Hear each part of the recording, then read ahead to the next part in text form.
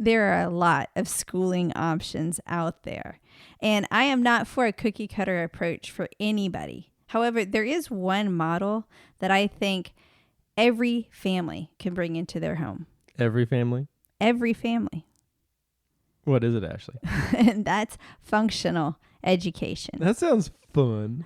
That's right. We'll put the fun in functional education and let you know how you can bring it into your home regardless of how your children approach school. Mama says namaste. Mama says namaste. Making a family can be easy and fun. Oh, yeah, but raising a family can be a whole different story. From spouses to kids to the crazy daily grind, life often directs us away from connection and more into reactive chaos. If you're tired of that cycle and are seeking something beyond the picket fence blues, this is the show for you. I'm Ashley. And I'm Nathan. And we're here to take you from chaos to clarity by bringing awareness and intention into your home, not waiting for one day, and highlighting how the uniqueness in each of us strengthens all of us. Take a deep breath in and let's start a brand new day. With Mama says namaste. This is another one of my blog posts from a while back that actually back in 2018, I saw the date as to when I originally wrote it. And I've had it kind of as a cornerstone, like a big post in my website that I reference all the time. And I didn't have a podcast episode that went with it.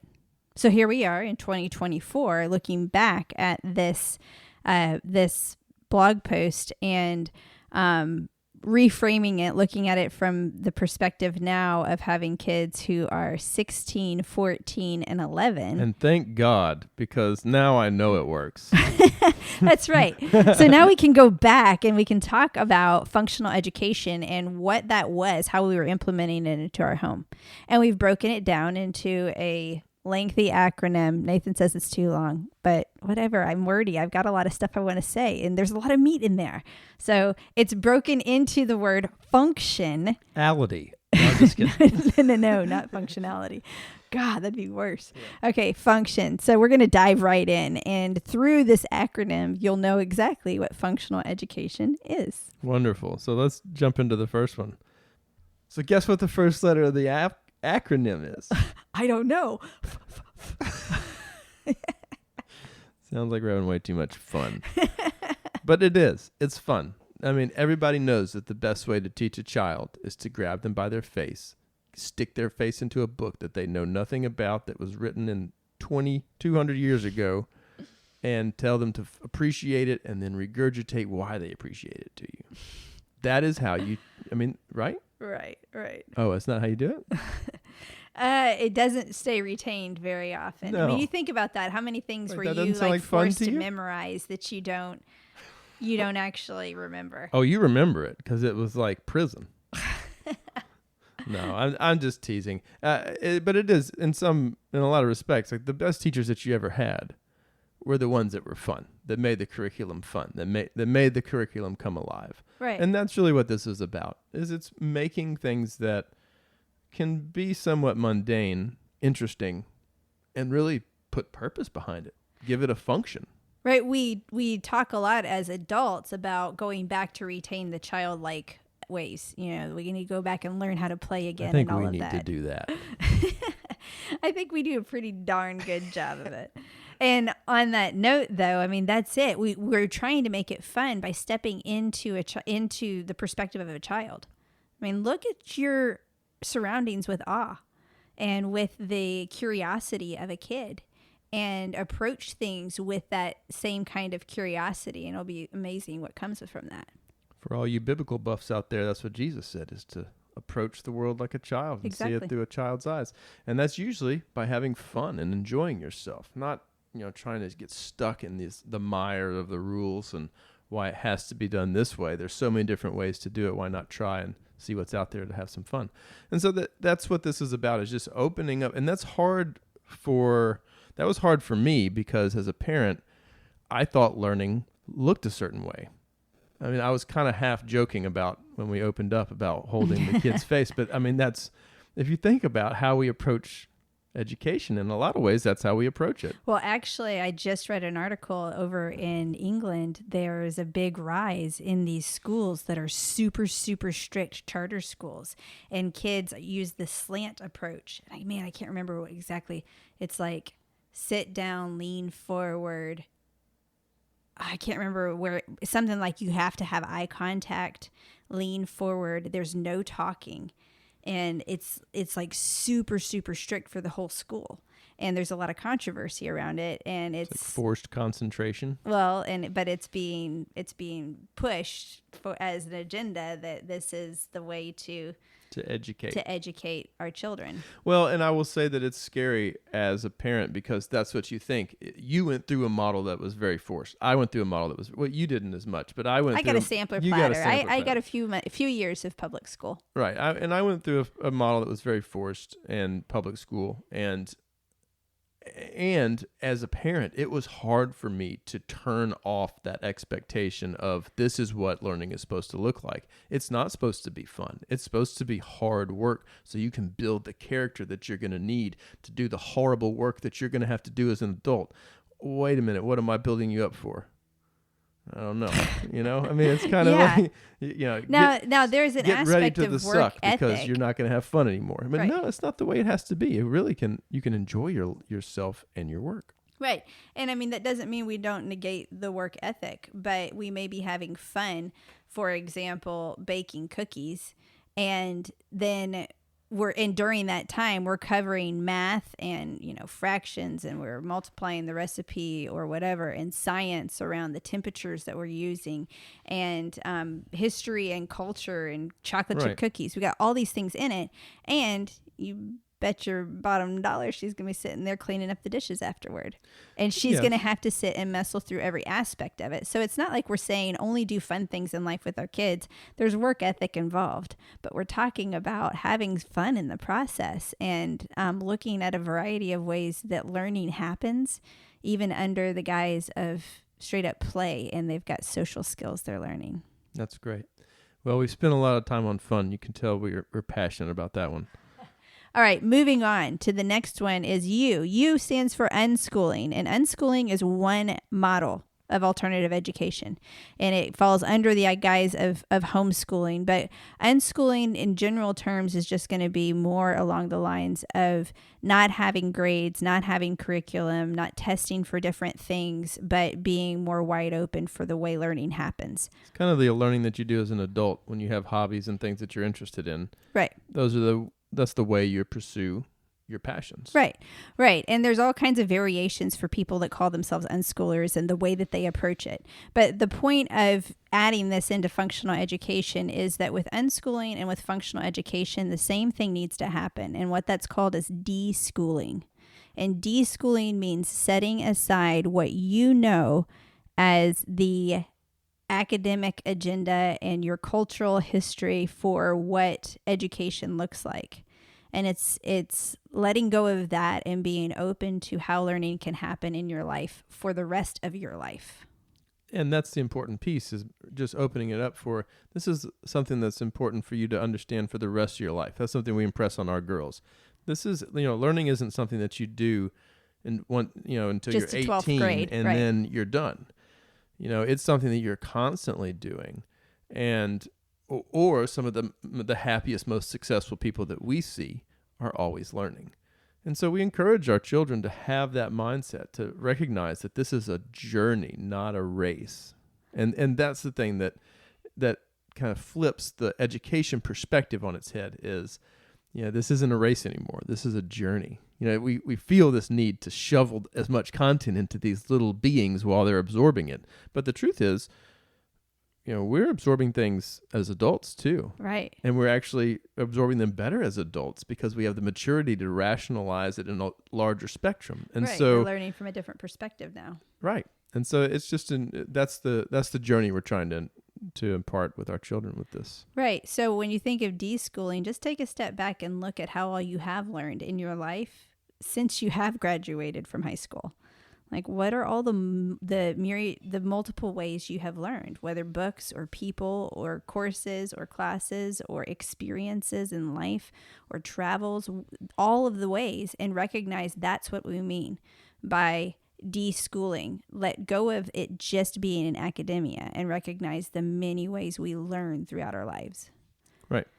So the next one then is in, which stands for not yet, which goes right along with this. All of these flow together. So we can go fast through these because they're all very similar. It's Right. reinforcing a lot of just the same principle of lifelong learning.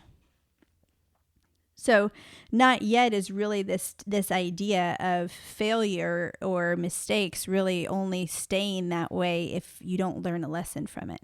Right. It's giving the opportunity for kids to stumble and to mess up and to make messes and to sometimes learn the hard way.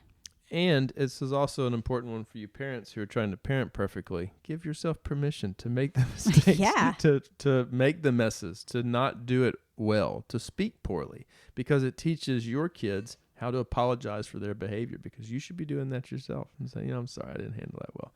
But that's just that daily interaction of, the failures that we see are, it's just one step closer to the journey that we're trying to take. That's kind of that change in perspective.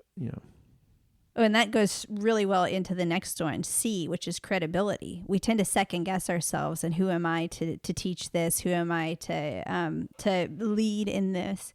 And the reality is, none of us are 100% experts, because the world is always evolving. There's always growth happening in everything. I mean, if I say I'm an expert in a plant, well, if the plant is continuing to evolve, then I'm continuing to evolve as an expert of the plant. And so everything that evolves in this world, we still have growing opportunities. So it's not a matter of becoming, like, getting to the top of the mountain. It is about just recognizing that for every step forward you take, you have the opportunity to help another person a step behind you. And that's what we're looking for. The world is our school and everyone is our teacher. And I may be learning from somebody who's a step forward from me. I may be learning from somebody who's 10 steps behind and going, wow, now I see how far I've come, or where I'm at now, or I've learned what I don't want because of that. But think about the change in mindset perspective that brings. It changes from, these people are my competitors to these people are my cohorts, Right. my friends in this journey. And My so- mentors, my guides, my inspiration. People that I can help, my colleagues. Yes, absolutely. And so it just changes that angle that sometimes education can create more of a competitive sense in us. That Right. is not as necessary in the workplace, where it's more collaborative. Right. Right. And I've learned a lot even from my children. And so, like, right now I can say confidently, like, yes, we'll go speak and do interpretation at a state park, and I have no issues with doing it. Am I really vouching for my 100% knowledge and credibility in herpetology and ornithology? Heck no. But I know that my daughter knows it really well, and I trust her to be on my side and support me in that, and for us to be able to do that together. And so we band together. We find the help and the support and the inspiration around us. And if we don't know the answers, we have these wonderful pocket wizards that we can pull up Right. and say, hey, honestly, I know you're asking me to tell you, but I'm just looking right here and Oh, figuring it out myself. Exactly. Claire learned how to tie her shoes through YouTube because I was a lefty and couldn't figure out how to teach a right-handed kid how to tie shoes. And she taught herself all of her amazing crochet that she does. You go to clairalogston.com and see she has incredible crochet that she now sells from anywhere from $15 to like $200 a piece. And one person, a friend at an event we were at, taught her a chain stitch, and then she hopped on YouTube and taught herself the rest. Yeah. And I still do not know how to crochet. Other than I think I can kind of pick up a chain stitch. It's other people. So find the people around you, find the resources around you to continue to learn and grow, and recognize what makes you credible is just being willing to share a little bit about your experiences with someone who might be a step behind. So then T is thirst for knowledge. How do you make them thirsty for knowledge? You You grab their face, you stick it in front of a book. Again. That's really old. No, to me, the creativity is, people always think that creativity is designed for artists and things like that. And I think creativity is used every single day. And I think creativity is one of the primary tenets of a parent, because you have to be creative if you're going to be a parent.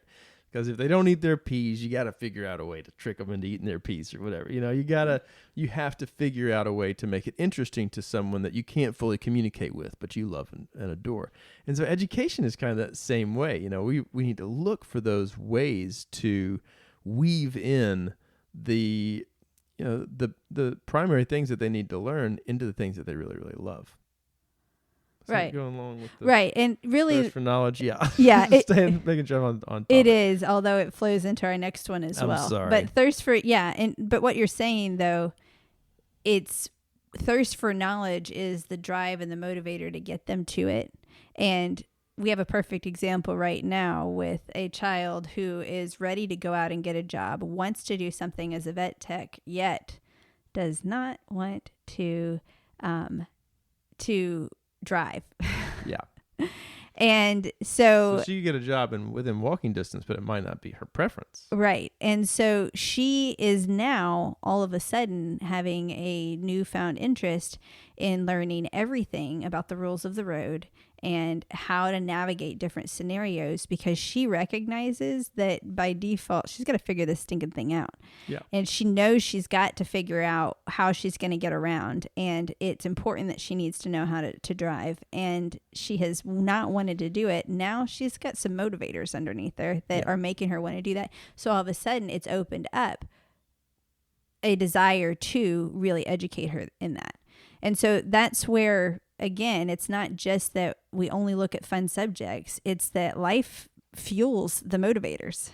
Right. She wants so much to learn about being the vet tech and being an assistant and helping out with that and getting involved in that she's willing to do all of these other things to get to that point. And in the process, she's opening up all doors of knowledge and experience that she's going to embrace. And that's what we want our children to see, is that knowledge are doors opening. Facing into your fears and doing the things that you might not fully feel comfortable with, but will get you to things that you really want to do, are worthwhile endeavors. We want them to have that courage, because that drives them through life, keeps them on their toes, keeps them moving and always learning. Because it can be easy to, get stagnant and get into a routine and get comfortable and then wake up and say, well, man, I wanted to do this and I feel like I don't have time, which is not really true, but yeah, that's what we're trying to avoid. Yeah. And, the next one then is inspired learning. So again, we keep driving the same point home, that the more that we are motivated and driven and excited about what it is we're learning, the more likely we are. And so it's not a matter of tricking or manipulating our kids, and it's not a matter of only doing the dessert of life. It's a matter of simply kind of laying out with intention where you want to go in life, and these things naturally fall into place. You naturally are going to be required to push yourself, to stretch a little out of your comfort zone, to just simply to achieve what you want. Just like I was just saying about our daughter Clara having to figure out the driving aspect in order to get her where she wants to go. And as a young parent, I didn't really fully understand that. Like I was fearful that I had to hit certain markers, or really when I was learning about education and I was raised in a house where understanding developmental markers and things like that was really critical and pushed in my family. And to step away from that, especially in the education realm, was kind of scary. I mean, I now on this side of the fence, that's why I love doing this podcast now, because I talk to a lot of homeschool parents that are where we were 6 to 10 years ago. And they're in the early stages, their kids are young, and they're not scared of the situation yet, because they're still reading Hop on Pop or whatever, Right. And I tell them, my kids didn't learn to read until they were 10. And they look at me with a lot of shock, because I'm not going to, I don't want to sound too ridiculous, but I've been told by many, many, many, many, many people across the multiple states that my kids are phenomenal. And so I'm pretty sure they are. And so I know that, we've accomplished a goal where people are looking at us or looking at our girls and saying, man, I want that for my kids. I want that for my family. And part of what I let parents know is it's letting go of that fear that you've got to shove it all in this certain period of time, when in fact you can really let them enjoy themselves, find out what they really care about and what turns their attention, turns their head and gets them excited about life. And then you can weave those things in, because the reality is what they need to know to be an adult really isn't that much. I mean, you can really get away with a 6th or 7th grade level of education, and that's it. Yeah, I mean, when don't have to, when you're talking basic academics. Basic functioning academics of just operating within this world, you don't have to get to a collegiate level. That's a goal, and that should be a worthwhile goal. But it also gives us a break as parents to understand that they could also be a carpenter. They could also work on cars. They could also do other things that light them up and make just as much money and have just as successful of a career as they would if they had pursued piano or being an attorney or a doctor. Right. I actually just shared this fairly recently with you all. This is Thought for the Day when exhaustion sets in. Homeschooling versus traditional schooling equation. There are 180 school days in the average school for traditionally educated students. Multiply that by 12 years, that equals 2,160 days of schooling for traditional schools. Homeschooled children are in their learning environment 365 days a year. Let's divide their limited 2,160 days by 365 days per year. That equals 5.9 years of schooling.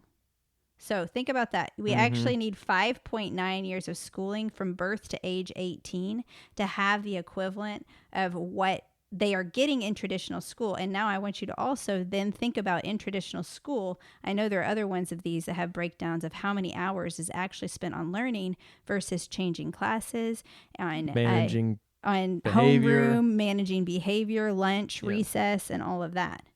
Yeah. So the actual education that you think you're receiving by, hands off, typical, what I would consider 80s parenting is, that's your product, and I think that we have a generation that's seeing that's been a product of that's coming out of that, saying, the jobs aren't there, the careers aren't there, and the income is not there, and I have to pay for a house that I don't even, that is basically in my mind, and so mortgage in my mind, and so that's where there are a lot of ways to be successful in this world. And I think as a parent, that's what we want for our children, is for them to find what that definition is for themselves.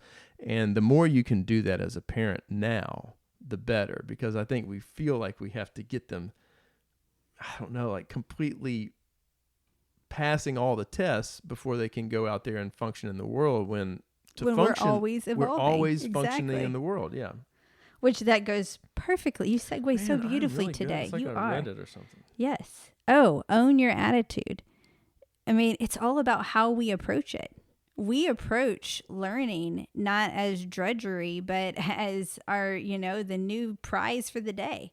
It's the new reward of every day of having the opportunity to learn and grow together. Sometimes what we learn and grow is about communication and how we sucked at it that day or in that moment. It's not that everything was perfect. I mean, us having a family that other people are going, I want that. It doesn't mean that we never have issues at all. It has to do with the fact. Well, and I wanted to bring it back up though, because I think that what people see is they see fun and joy. They don't see bitterness and frustration in the way we interact with each other. And it's not because we don't have those moments. It's just that we live by functional education. We're focused on growth and how we can grow out of our frustrations, and we're focused on fun and joy. Yeah. And because of that, that's what people see. There's the. Well, I have been very transparent with our life to people around us, and we've been very open, because for me, I wasn't really sure if what we were doing was right. And so I wanted that feedback. I desired to hear what people thought, what they were seeing, and if our education model was something that people could get behind.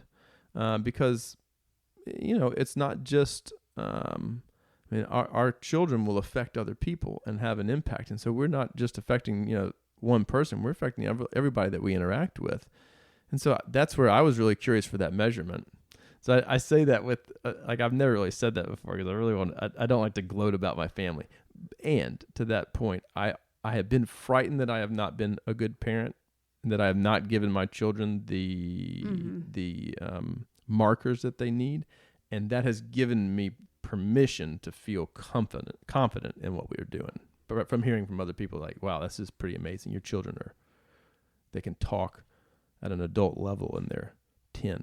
That's pretty cool. Yeah. So. Yeah. And every kid can do that. Every Right. child is capable of doing that. So we just talk about owning our attitude, and what do we hold on to that comes out from the inside? You know, Wayne Dyer talks about holding an orange, and what happens when you squeeze an orange, you get orange juice because that's what's inside of it. There was an analogy that I shared with the family recently that was somebody holding coffee, and it got bumped, and it says, "You spilled my coffee. Why? Because that's what was in it." If there was tea in that mug, you would have spilled tea. If there was bitterness, anger, resentment in that mug, you would have poured that out. If there was joy, happiness, and love, you would have poured that out. So what are we full of? We have every emotion in our house. We just read Atlas of the Heart, last year or the year before, which went through, I think, 85 different emotions.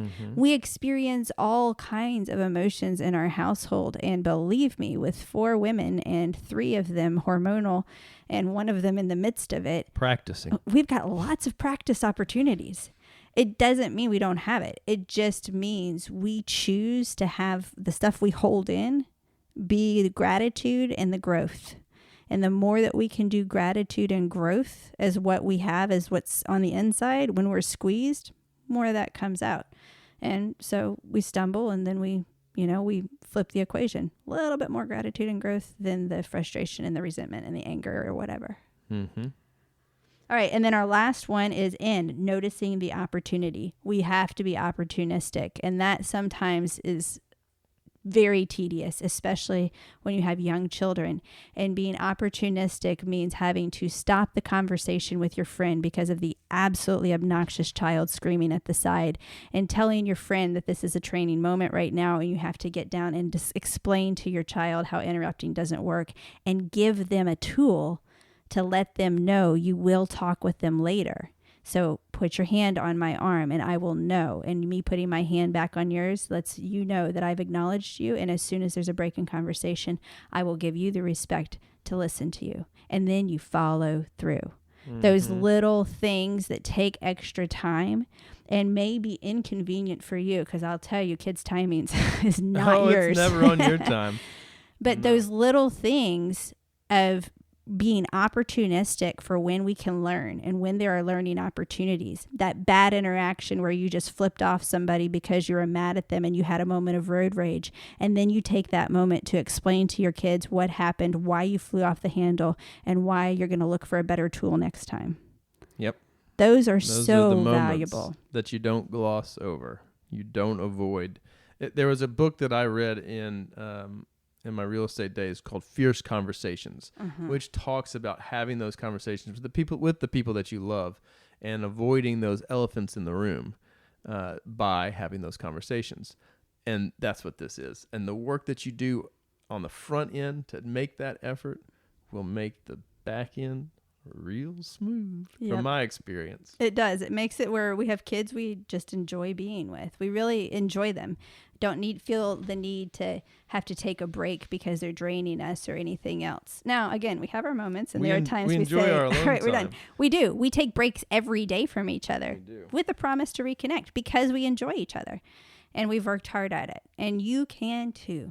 So think about functional education for your home, regardless of where your kids are going to school or where you're going to school or any kind of education is going on in your home. We all have the opportunity to bring the functional education into our lives, just like functional medicine, recognizing that our bodies include our mind, our body, our soul, our environment, our upbringing, what we put into our bodies, how things are interconnected. That all is the same for functional education. It's all interconnected. And one little thing can be the slippery slope that leads to another thing that all of a sudden awakens a passion in a child that innovates and creates and cultivates something so magical and beautiful in this world. Mm-hmm. And we can celebrate how The uniqueness in each of us strengthens all of us. Namaste. 3. Up with the rising sun, already on the run. Mama says namaste. Life is a tangled mess, and you don't have to stress. Mama says namaste. 'Cause today I will stand up and be all the change that I